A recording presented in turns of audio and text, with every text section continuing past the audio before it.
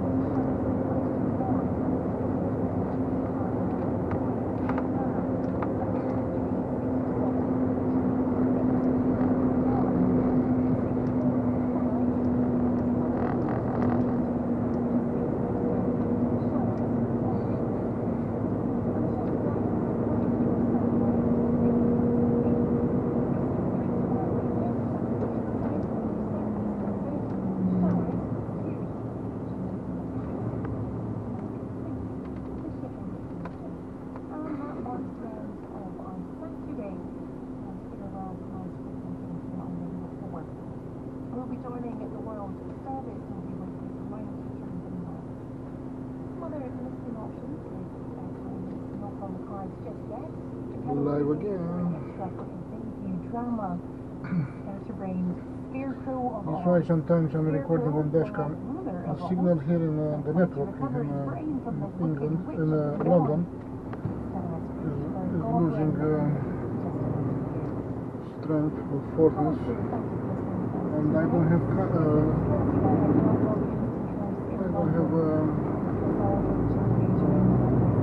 time to cover some important things.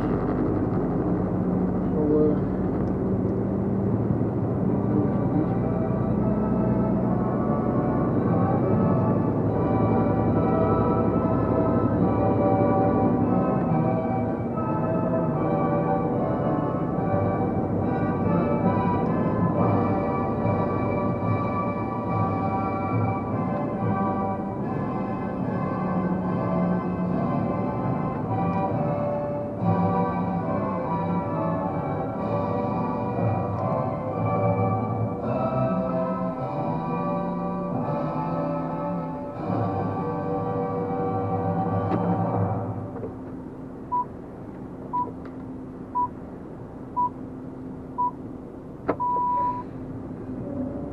Welcome to the inquiry on the BBC World Service. Iran is on the northern end of a major commercial shipping route. The Strait of Hormuz represents about a fifth of global oil trade. About 20 million barrels of oil passing every day. It's also in conflict with Israel and weighing up retaliation options. Blocking waters is, so to speak, a nuclear option. No country is allowed to block waters. It has threatened to stop maritime traffic before. If you had the opportunity to completely sail around the Strait, then that would be the preferred option. Sometimes that's not always possible. This week we're asking, how crucial is the Strait of Hormuz to global oil supplies? The US is now carrying approximately 400 million barrels. If they were to use that to supply what is lost from the Persian Gulf, it lasts 20 days. I'm Charmaine Kerzier. Join me on the inquiry after the news. BBC News, I'm John Shea. The Israeli military says it's killed one of the founders of Hamas, Hakam Mohammed Issa al-Issa, in Gaza City. Meanwhile, Gaza's Hamas-run health ministry says at least 81 people were killed in Israeli airstrikes over the last 24 hours. Dan Johnson reports from Jerusalem. Staff from the Al-Shifa hospital said at least 11 people, including children, were killed near a stadium sheltering displaced refugees in Gaza City. 14 more were reported killed in strikes on an apartment block and tent in the Al-Mawasi area. The Israel Defense Forces released a statement saying it had killed a senior figure in the Hamas military wing, but it's not clear if this incident is linked. More than 56,000 Palestinians have been killed since Israel's army launched strikes 21 months ago in response to the October 7th Hamas attacks. The chief of the UN's nuclear watchdog, Rafael Grossi, says Iran has the capacity to start enriching uranium again in a matter of months. Speaking with CBS News, he says there's damage to Iran's nuclear sites after last weekend's strikes by American stealth bombers, but not total damage. The statement contradicts White House assertions that Iran's nuclear program has been set back years. India has angrily rejected a Pakistani army statement that a suicide attack, which killed at least 13 Pakistani soldiers on Saturday, was carried out by militants backed by Delhi. Ian McWilliam reports. Pakistani military officials said a suicide bomber drove a car packed with explosives into a military convoy in the western tribal region of North Waziristan near the Afghan border. Local civilians were also injured, and the army says it killed 40 militants after the attack. The incident is one of the deadliest in recent months. While Islamabad often blames India for fomenting such attacks, militants have long been active in the unstable border region and in neighbouring Afghanistan. Attacks have surged this year, with security experts saying the Islamist groups are regaining strength under the Taliban in Afghanistan. Tens of thousands of protesters gathered in the Serbian capital Belgrade on Saturday, demanding early elections and an end to the rule of President Alexander Vučić. Huge crowds packed the central square and nearby streets. Some clashed with riot police. Guy Denoni is in Belgrade. We can date it back to November the 1st of last year. That's the date that a concrete canopy collapsed at the railway station in Serbia's second city, Novi Sad, and 16 people who were standing underneath it died. And we've had really what I think you could most accurately call an anti-corruption protest movement ever since. The students have emerged as the leaders of this movement. They've been trying all the way along to keep party politics out of it, and that's gone right the way up to this evening. But they are now calling for fresh elections. World News from the BBC. Elon Musk has again criticised President Trump's tax and spending bill, saying that it's utterly insane and destructive. On X, he wrote that the bill gave handouts to industries of the past while damaging those of the future. The bill is now before the Senate. Democratic Minority Leader Chuck Schumer says Republicans won't tell America what's in the legislation, so he'll force them to read out loud the full 940 pages of the bill. He also had this warning. If Republicans proceed and follow Donald Trump over the cliff, with this bill tied to their ankles like an anvil, they will not only doom their own communities, they will doom their political fortunes, their own political fortunes, and no one to blame but themselves. British police are assessing videos of comments made on stage at the Glastonbury Music Festival to decide whether any offences may have been committed. It's believed officers are focusing on remarks by the rap group Kneecap, as well as satirist comments by the punk duo Bob the Villain, who led the crowd in a chant of death to the Israel Defense Forces.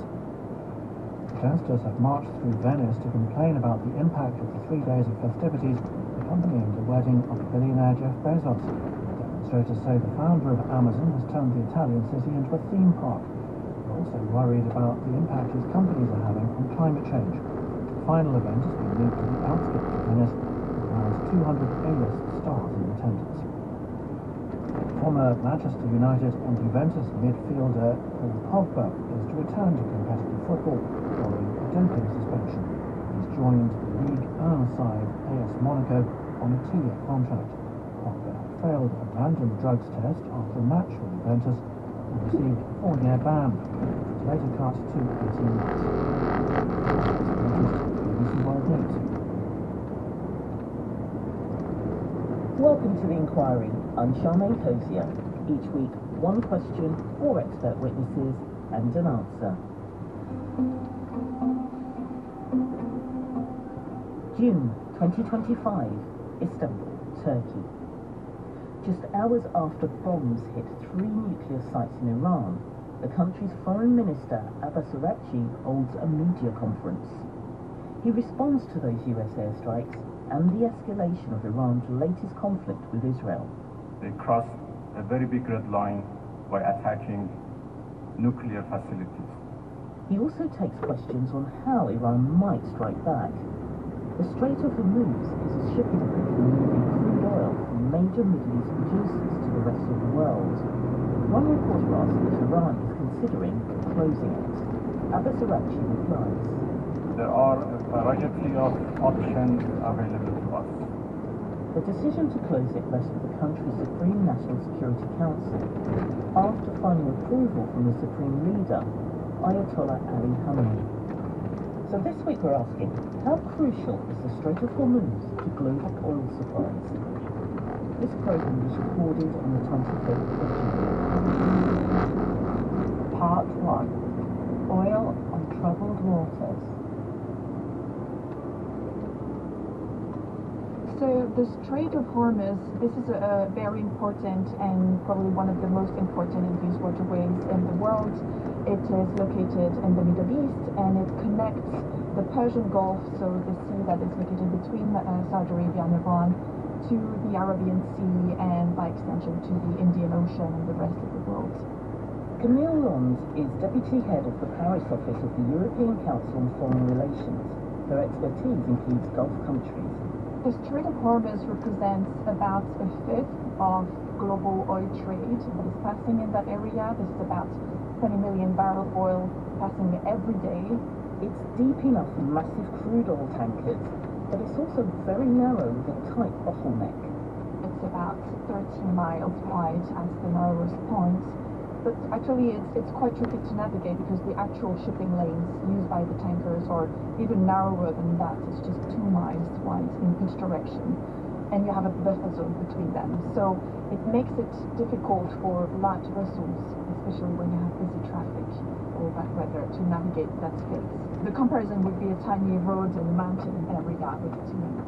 As well as oil, tankers also transport liquefied natural gas, or LNG, produced in Gulf countries.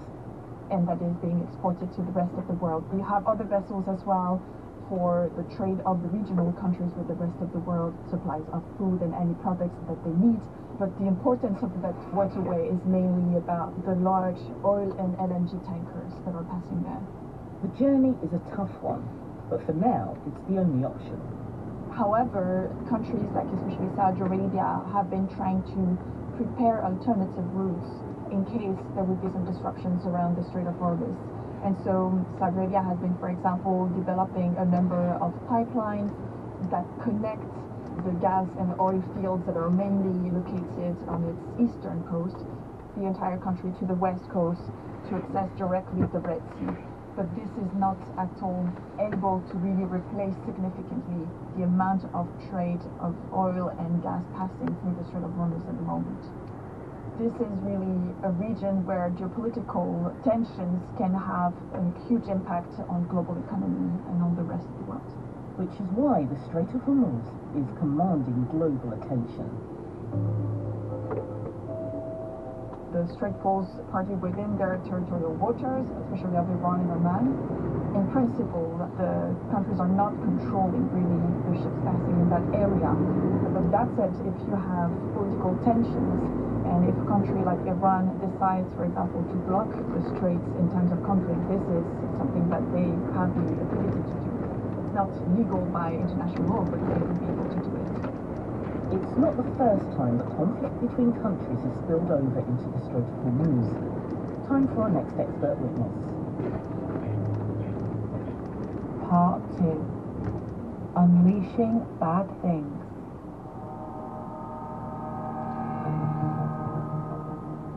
The risk of the Strait of Hormuz being blocked by a particular country, any given country, is always something that people in the shipping industry and indeed policymakers, global leaders, worry about whenever tensions flare up or conflicts flare up in the region. Elizabeth Broad is a senior fellow at the Atlantic Council, where she focuses on national security threats. In 1980, Iraq invaded Iran. Part of that wider conflict involved what became known as the tanker war. The the tanker war is a fascinating war because the two countries decided to not just fight each other with military means, which is how they had begun, but they also began attacking each other's oil tankers in the Strait of Hormuz. Oil was vital for both economies. The tanker war began when Iraq essentially went off script and started attacking Iranian tankers, and Iran for a long while put up with it. I don't know, for reasons of military ethics or reasons of not wanting to escalate. That remains unclear. But the attacks from Iraq intensified. A few years later, in 1984, Iran began attacking tankers transporting Iraqi oil. It was extremely damaging. So Iraq, during the tanker war, conducted 283 attacks on Iranian ships. Iran conducted 168 attacks. It was mostly tankers that were attacked, some others as well. 259 tankers were attacked, 52 cargo ships, 10 supply ships, and 12 tugs. The mode of attack was mostly missiles, rockets, and grenades. So you can see there was very much the intention to cause real harm to those tankers. 116 seafarers killed in the tanker war, 167 wounded, 37 bucks missing. It was the only shipping lane, so other vessels kept moving through it. So that's why you had a number of ships not linked to Iran or Iraq that were hit by these attacks, simply because it's sometimes not possible to just hit the ship you intend to attack. So it was a very dangerous time for merchant shipping in the Strait of Hormuz. International agreements and rules to keep oceans and seas that lie beyond state control safer, including for commercial shipping, have been around for decades. But what resulted was a significant realization among all kinds of countries that attacking merchant vessels during the war is a bad idea, because once you start doing it, you can only unleash bad things. Yes, you may be able to reduce the other country's access to whatever it is, or transport on ships, but you're not going to win the war by targeting merchant ships. It requires a real military victory as well. But what you do is create massive chaos in merchant shipping, in transport of all kinds of goods, and that can have no good effect. The US intervened in the war to protect Kuwaiti-owned tankers from Iranian attacks. American warships escorted them through the Gulf. So the United States, we should remember, is the world's de facto maritime policeman. There is no global maritime police. So when there are maritime misdeeds, violations, and so forth, the United States has been the default entity that steps in and tries to fix it. The United States Navy continues to play their role and conduct freedom navigation operations, which are journeys in which a U.S. naval vessel sails through waters in which one or more coastal states have been suspected or seen to carry out aggressive acts against merchant shipping. And so what the U.S. Navy signals with its freedom of navigation operations is that these waters are by law open to any vessel that wants to sail through. There are other reasons out there for its continued presence in the region. The US has often been suspected or accused of intervening in the Middle East because it needs oil. But when we look at the Middle East today, oil itself is of less importance to the United States. It doesn't need to import as much as it used to because it fracks a whole lot at home. It also imports a whole lot more from Canada in energy than it used to, but it still has a geopolitical interest. The recent conflict is the latest round of hostilities between Iran and Israel. We should also remember that in the Strait of Hormuz and adjacent waters, there has been a bit of a shadow war going on between Israel and Iran. They have targeted surreptitiously ships belonging to the other side, just to make the case that we are watching you, we can do things to you. But we haven't seen anything like the tanker war since the tanker war itself. But we should remember that blocking waters is, so to speak, a nuclear option. No country is allowed to block waters. So if you did that, you would all of a sudden have significant countries putting pressure on you, and indeed the global community putting pressure on you. You would lose whatever friends you have internationally, and you would also face a likely military response from some pretty powerful military nations. So it is an idea that can be floated to frighten other countries, the global shipping community, but the price that country would have to pay would be so significant. So what are the threats to commercial shipping, and how does the industry protect itself? Let's find out from our next expert witness. Part 3. Safety at sea. Attacks can take all sorts of forms. Basically, every weapon of war you can imagine can be used against the ship. Jacob Larson is Chief Safety and Security Officer at PIMlico. The International Maritime Association represents ship owners, operators, brokers and other companies in 120 countries.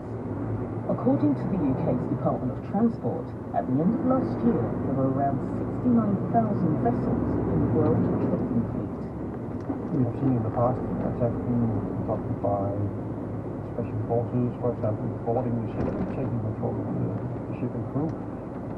And then, of course, all the more sort of kinetic weapons of war, like missiles, artillery shells, torpedoes, mines, you name it. Basically anything can be used to harm or to threaten a ship. Hostile parties can also disrupt ship navigation systems by overriding or jamming GPS signals. Sometimes it's targeted against ships, and sometimes it's a cascading effect from military formations, for example, ashore, applying GPS jamming to deny the enemy the opportunity to use GPS-guided munitions. So that's actually what we see more frequently, is that these attempts to disguise own military positions and formations simply spill over to the maritime environment and makes it difficult for the ships to get an accurate GPS position. When armed conflicts break out on or near shipping lanes, security risk assessments are done to examine the threat. And by threat we normally mean the capability, the opportunity and the intent of an attacker to actually perform an attack. You also have to look at the vulnerability of the ship and also the impact of an attack.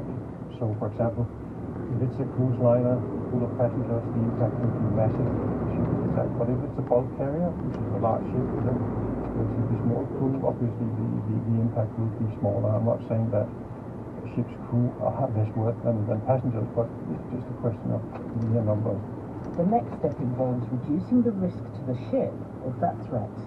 You can, for example, prepare the ship to withstand fire from missiles or artillery shells or whatever, to prepare firefighting equipment, improve the watertight integrity, close all the watertight doors in the ship. You can instruct the crew to seek refuge inside the ship so it is better protected against shrapnel. Instruct the crew not to be on open deck. Perhaps if the threat comes from a specific country or has a specific direction, you can try to route the ship as far away as possible from that. And if you have the opportunity to completely sail around the threat, then that would be the preferred option often. But sometimes that's not always possible. Merchant ships fly flags typically to show where the vessel is registered, but that doesn't mean the crew or cargo are from that country, so that's another risk. And it happens frequently. If you have an oil tanker that is targeted by a hostile country, then an oil tanker could well fly the flag of Liberia, for example. That means belonging to Liberia, or Panama, Marshall Islands even. But the crew could very well be Filipino and the cargo could be perhaps owned by Saudi cargo interests or Americans or British or whatever. So very often you see that when an attack is pushed through against the ship, it's many nationalities that are impacted in one way or another. It's not just military threats that the maritime industry looks out for. We are talking about piracy and armed robbery. The main hotspots are there's still a bit going on in the Gulf of Guinea by Nigeria-based pirates. We have some issues in the Straits of Malacca and Singapore with robbers making their way on board the ships and stealing various things. And also in the Caribbean, every now and then we see armed robberies. Off Somalia, we've seen a bit going back a few months. There was a tendency that piracy was beginning to come back, but fortunately naval forces from the European Union and also from India acted very swiftly, and it's been a while since we've seen real piracy problems there. One of the most high-profile piracy situations took place in 2009. A merchant ship was hijacked off the coast of Somalia by pirates. Its American captain was held hostage for 5 days before the US Navy rescued him. It also kick-started a more collaborative approach to maritime security. I think what really sort of stimulated the international cooperation was that the Somali pirates didn't really have any friends or allies among states, so everybody were against them, and that made it really easy to cooperate to address that particular threat. And so it was really an ideal pilot case, if you like, for strengthened international security cooperation. And I think with the connections that were forged at the time, I think they managed to persist with this. And I think that gave us a much better starting point in subsequently dealing with other security threats. Time for our final expert witness. Part 4. Essential oil. If the Strait is closed, that is, well, obviously a big problem to global energy supply and in particular oil and gas supplies. Peter Haugen is an equity analyst with the Norwegian investment bank ABG Sundal Collier. But the even bigger problem would be if those assets producing the oil and the gas within the Gulf were destroyed, simply because if you close the strait, if it's only sort of in some way hindering ships to go through, that needs to be reversed. While if there are damages to the infrastructure and or the production facilities themselves within the Gulf, across the Gulf, that would, I would think, be a much larger problem, because any prolonged period with 20 million barrels of oil, which is the total of it, lost, is a big problem for the world. It's a problem because there's no way to make up that 20 million barrel a day shortfall from oil that's stored elsewhere. The US is the world's biggest crude oil producer. But to put it in context, the US is now carrying approximately 400 million barrels of strategic inventories. And if they were to use that to supply what is lost from the Persian Gulf, it lasts 20 days. The oil exporting member countries in OPEC also have reserves, but most of that production is in the Persian Gulf region, so we need to use the Strait of Hormuz. Another source is the collective reserves of member countries of the Organization for Economic Cooperation and Development, or OECD. And in total, the OECD is holding approximately now 2.8 billion barrels of oil, but that is only also going to last 4 or 5 months.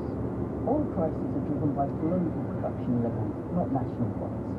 If prices go up, the cost of goods and services in individual countries are likely to follow. Brent crude comes from Europe's North Sea. It's used as a reference price point for buyers and sellers. Its price jumped 10% after Israel launched a surprise missile attack on Iran earlier this month.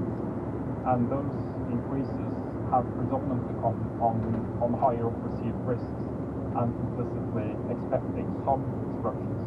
Iran has threatened to close the Strait of Hormuz during past disputes, but never did. There's a few reasons why it hasn't been a top option before.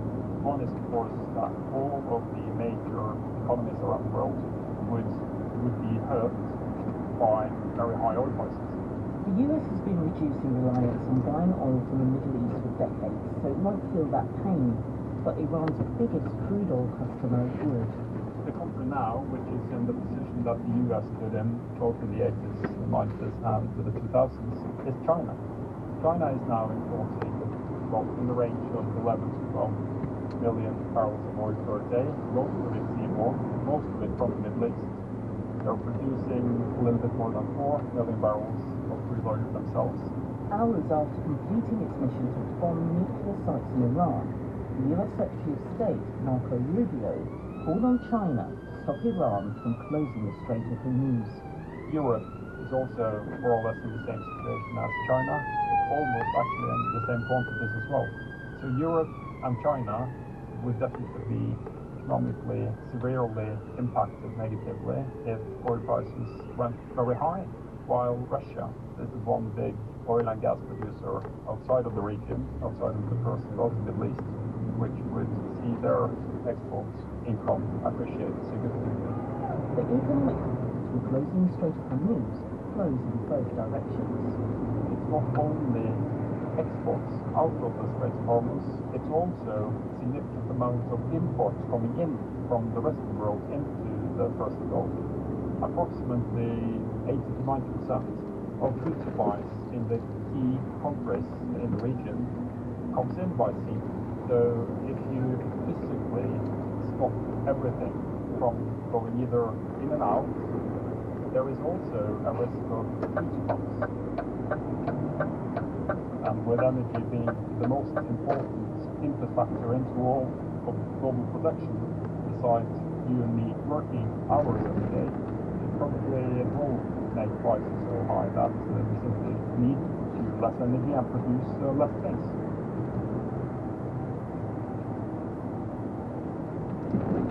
So how crucial is the Strait of Hormuz to global oil supplies? It's a vital trade route for major oil and gas producers, so restricting maritime traffic compromises the economies of other Middle East countries. Shortage fears will drive already rising global oil prices even higher. Iran also has a lot to lose. Oil supplies to its biggest customer, China, will slow down or even stop, depending on how long a closure lasts for. It would also add fuel to the onshore conflict between Israel and Iran. But, as our expert witness Elizabeth Moore notes, it's interesting that the fear among policymakers seems to be significantly higher, larger than it is in the shipping community, simply because the shipping community has seen so many of these conflicts erupt, and somehow the countries involved in such conflicts every time they seem to realize that it would be a terrible idea to attack shipping in the Strait of Hormuz. Past experience is no guarantee for what may happen next, which is why everybody's eyes are on the Strait of Hormuz to see whether this time we'll see something like the tanker war again. And there is nothing that would guarantee a tanker war doesn't happen. This edition of The Inquiry was presented by me, Charmaine Cozier. The producer was Louise Clark, researcher Maeve Shaffer, editor Tara McDermott, and technical producer Gareth Jones.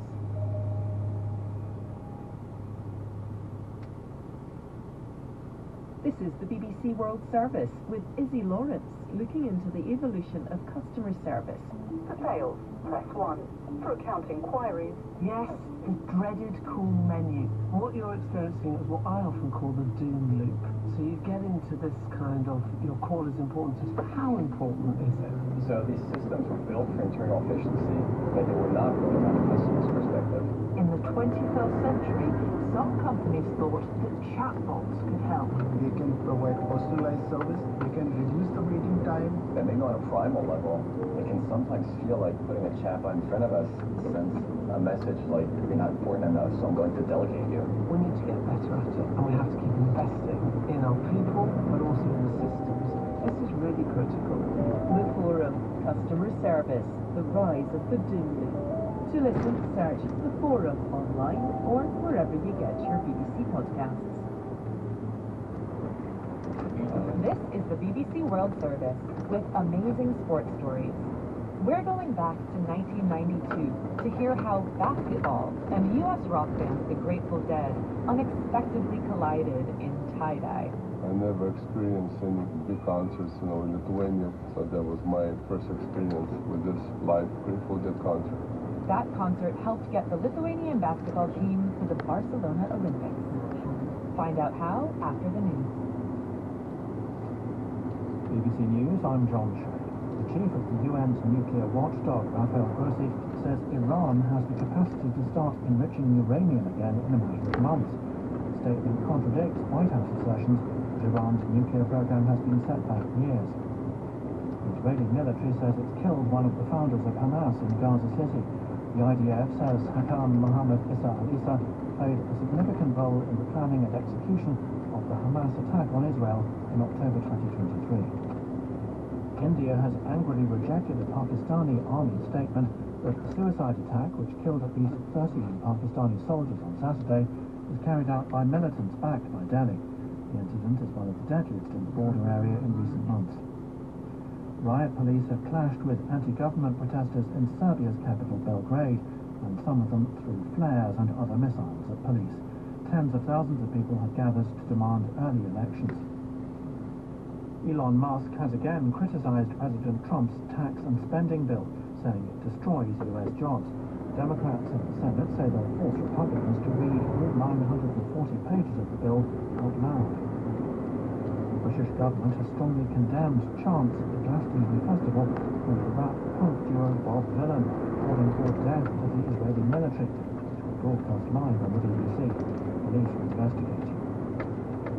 Former Manchester United and Juventus midfielder Paul Pogba will return to competitive football following a doping suspension. He joins the Ligue 1 side AS Monaco on a 2-year contract.